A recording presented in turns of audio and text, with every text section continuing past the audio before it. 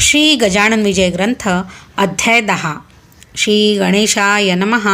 हे अरूपा अव्यया पूर्ण ब्रह्मा पंढरीराया, सज्जनांच्या विसाविया मजला परते लोटू नको.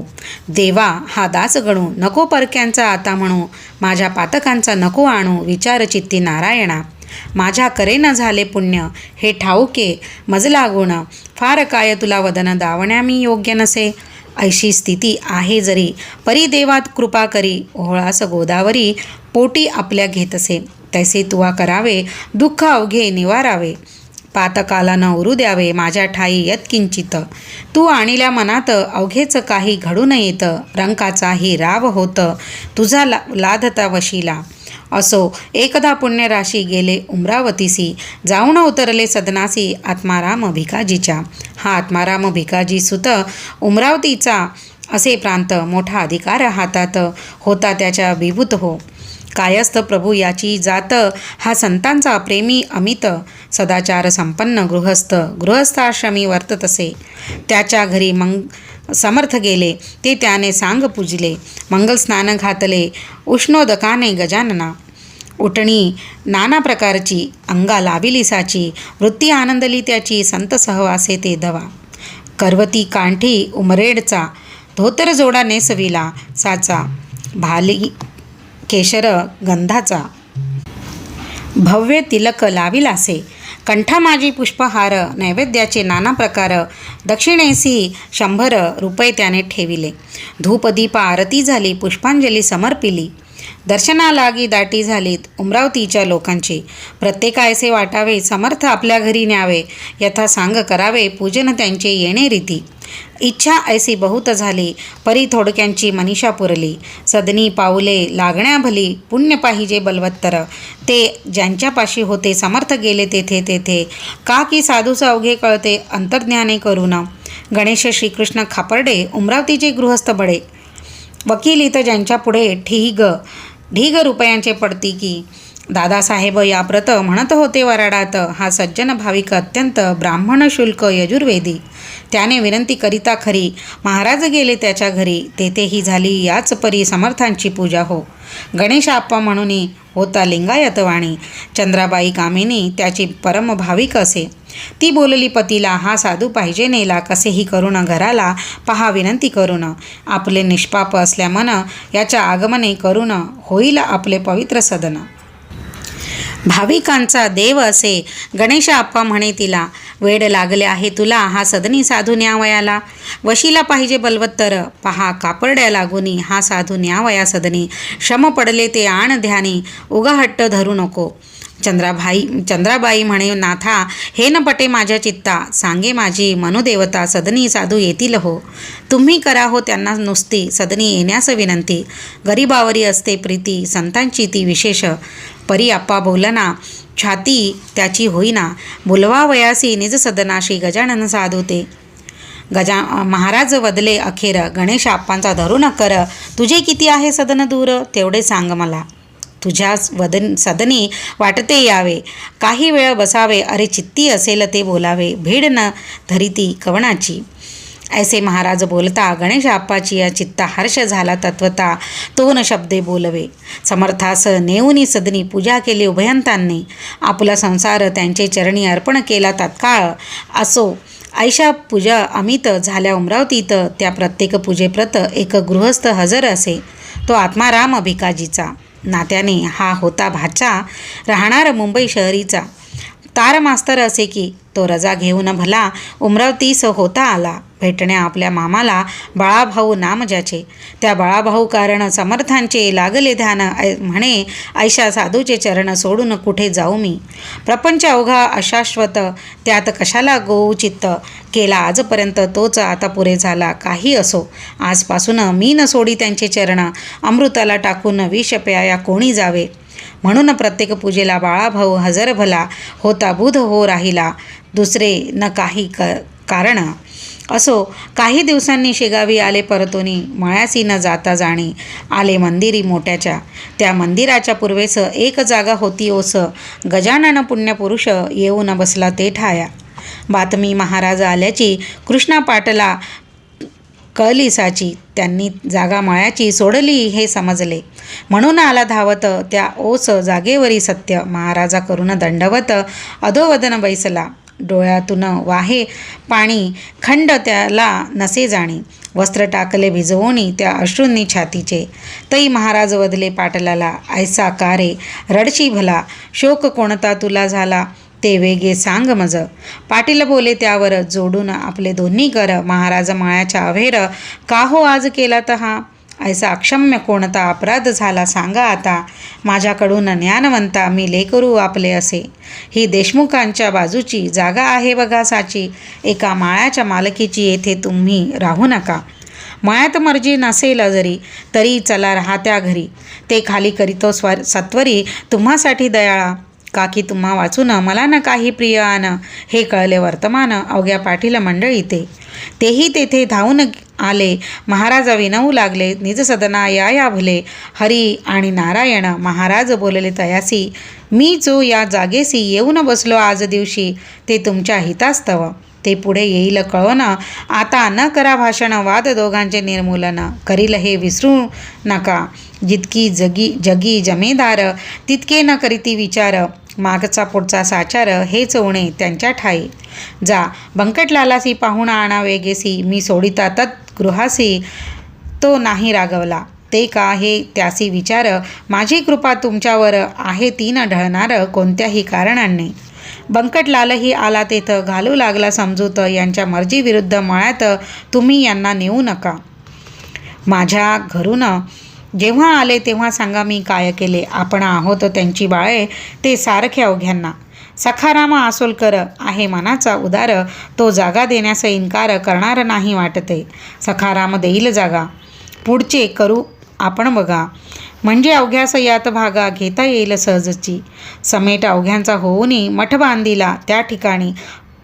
परशुराम सावजींनी मेहनत घेतली विशेष. समर्थांच्या बरोबर निस्सीम भक्त होते 4.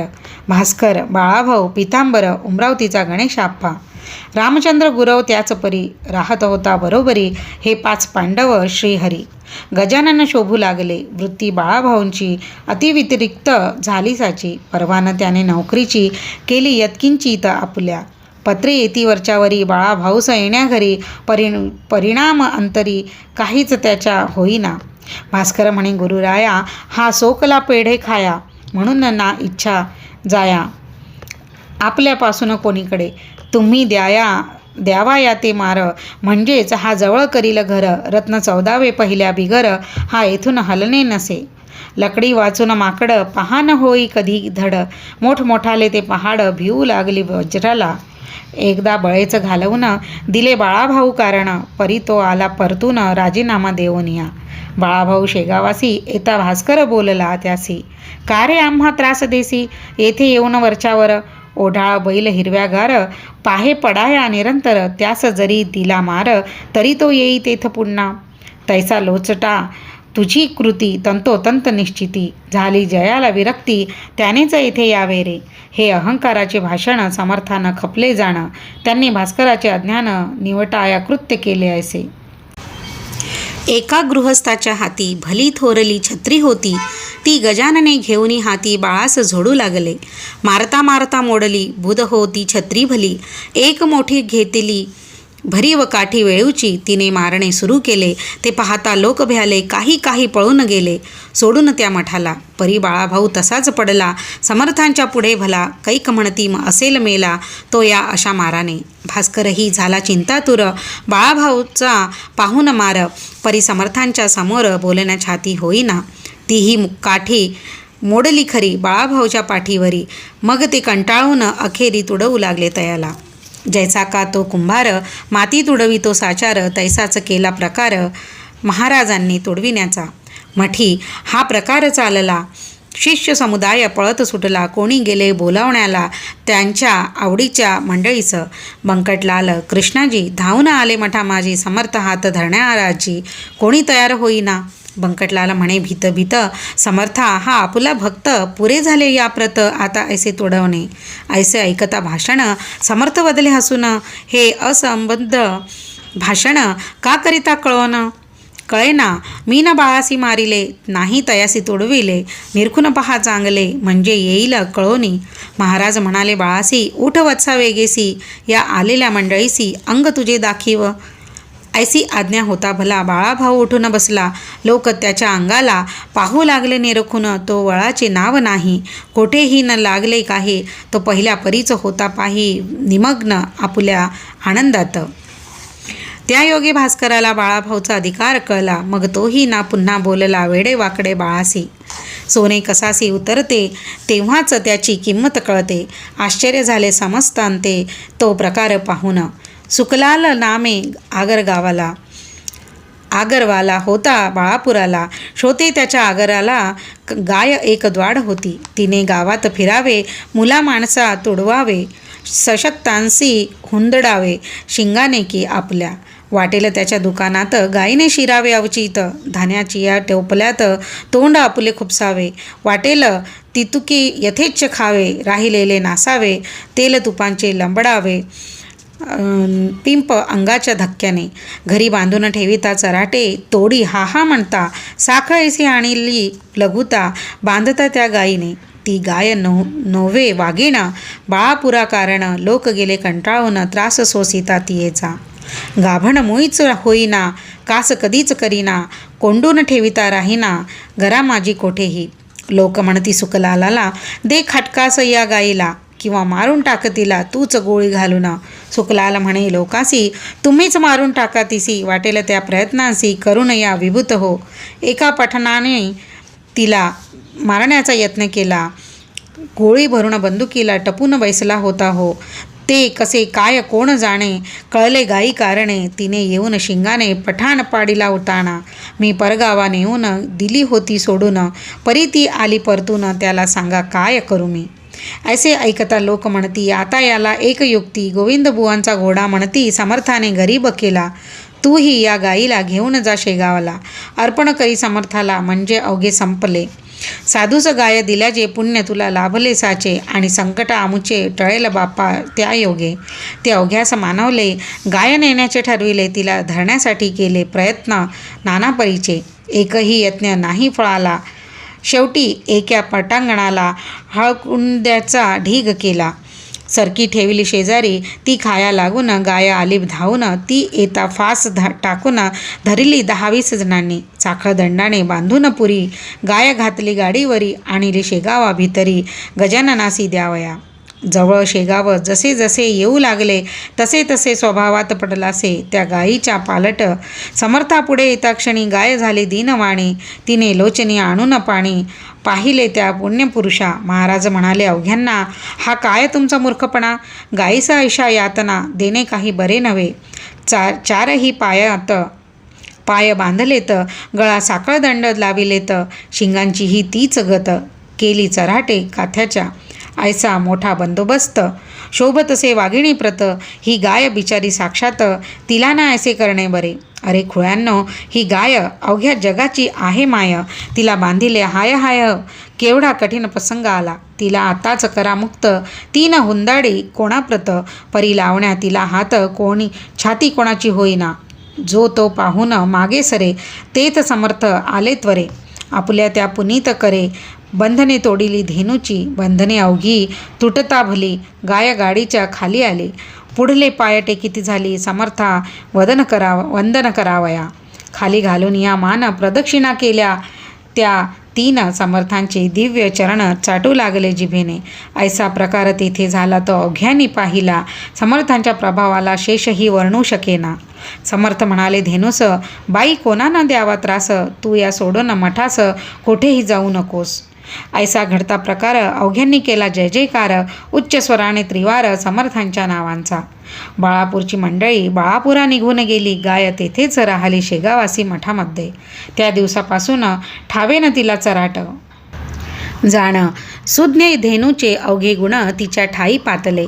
अजून त्या शेगावात तिची संतती नांदते. जे काही वदती ब्रह्मवेत्ते तेच येते घडून. असो एक कारंजाचा लक्ष्मण घुडे नावाचा, विप्रवाजसनीय शाखेचा, धनकनक संपन्न असे. त्यासी रोग झाला पोटात, उपाय केले अत्यंत. परिणा आला गुण, किंचित खर्च सारा व्यर्थ गेला. त्याने समर्थांची कीर्ती कर्णोपकर्णी ऐकली होती, म्हणून सहपरिवारे सत्वर गती आला शेगावै कारणे. रोग व्यथेने चालवेना, श्रोते तया लक्ष्मणा. दोघा तिघांनी उचलून जाणा, आणिले त्या मठात. करण्या नुसता नमस्कार, असमर्थ होते शरीर. त्याच्या कुटुंबाने पदर समर्थापुढे पसरविला आणि म्हणाली, दयाघना, मी आपुली धर्मकन्या. माझ्या पतीच्या यातना हरण कराव्या आपण. अमृताचे दर्शन होता का यावे मरण. माझ्या कुंकुवा लागून टिकवा हीच विनंती. त्यावेळी समर्थ स्वारी आंबा खात होती खरी, तोच फेकिला अंगावरी त्या लक्ष्मणकांतेच्या. जा दे हा पतीस खाया, व्याधी त्याची बरी व्हाया. तू शोभसी त्यास जाया, पती भक्त पारायण. यापुढे न काही वदले, चिलीम ओढू लागले. श्री गजानन स्वामी भले आपल्या मठात शेगावी. भास्कर म्हणे, अहो बाई, आता न बसा इथे ठाई. आपल्या पतीस लावलाही, जा घेऊन कारंजाते. प्रसाद आंब्याचा जो का तुला समर्थ करी प्राप्त झाला, तोच घाले घावायाला आपल्या पती कारणे. याने तुझे होईल काम, गुण येईल अतिउत्तम. लक्ष्मणासी आराम होईल आंबा खाताचं. बाई घेऊन आंब्याला येती झाली कारंजाला. प्रसाद खाऊ घातला आंब्याचा आपल्या पतीस. निजगृही जोडपे आले, आप्त पुसू लागले. शेगावात काय घडले ते सांगावे साकल्ले. बाईने अवघे वर्तमान कळविले लोकां लागून. आंब्याचा तो प्रसाद म्हणून दिला समर्थे मज लागी. आणि आज्ञा केली वरी, खाऊ घाला अत्यादरी. आंबा प्रसाद निज करी आपल्या त्या पतीला. त्याप्रमाणे मीही केले. आज सकाळी खाऊ घातले, हे वैद्यांनी जई ऐकले तई त्या वाटले वाईट. अहो बाई, तुम्ही काय केले तर हे हाय हाय. आंबा हेच कुपत्य होय या पोटातील रोगाला. माधव निदानी हेच कथिले, सुश्रुतांनी वर्णिले. निघंटाने कथन केले, शारंगधर म्हणे ऐसेच. तुम्ही तो प्रसाद दिलेला पाहिजे होता, भक्षण केला. पत्नीचे पुण्य पतीला उपयोगी पडित असे. ऐसे वैद्य बोलले. आप्त अवघे घाबरले, जे ते टोचू लागले लक्ष्मणाच्या पत्नीस. परी झाले अगटीत लक्ष्मणाचे पोट सत्य. रेच होऊन अकस्मात मऊ होऊन गेले हो. शौचावाटे व्याधी गेली, हळूहळू शक्ती आली. पहिल्या परीच होती झाली प्रकृती लक्ष्मणाची. निसर्गाच्या बाहेरी वैद्यशास्त्र काही न करी, तेथे उपयोगी पडे खरी कृपा देव संतांची. लक्ष्मण बरा झाल्यावर आला शेगावी सत्वर. म्हणे, महाराज माझे घर पाय लावून पवित्र करा. मी आलो त्याचसाठी. चला कारंजास ज्ञान जेठी, मला न करा हिंपुटी. नाही ऐसे म्हणू नका. आग्रह त्याचा विशेष पडला. महाराज गेले कारंजाला. ते धवा होते संगतीला शंकर भाऊ पितांबर. घरी नेऊन पूजा केली, दक्षिणा ती निवेदिली. अवघी संपत्ती आपुले, आहे मी कोण देणार. परी एका ताटात काही रुपये ठेविले सत्य. महाराज बघून त्या प्रत ऐशा रीती बोलले. म्हणशी माझे काही न उरले, मग हे रुपये कोठून आणले. लक्ष्मणा ऐसे चाळे, दांभिकपणाचे करू नको. मला दिले तू आपले घर, आता उघडी अवघे दारे फेकून देई रस्त्यावर. अवघी कुलपे येधवा. लक्ष्मण काही न बोलला, मौन धरून बसला. परिसमर्थ्य आग्रह धरिला. खजिन्यांचे दार उघडी, भीत भीत मोकळे द्वार. केले त्याने अखेर खजिन्याच्या उमऱ्यावर स्वतः जाऊन बैसला.